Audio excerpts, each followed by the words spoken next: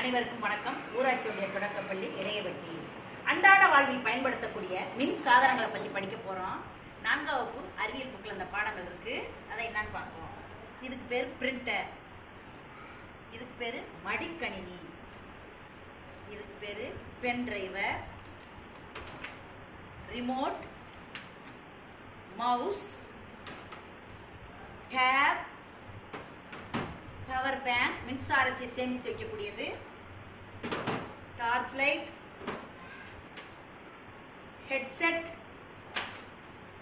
cellphone இதில் மாட்டிட்டு photos video எடுக்கக்கூடிய இது ஒரு ஸ்டாண்ட்,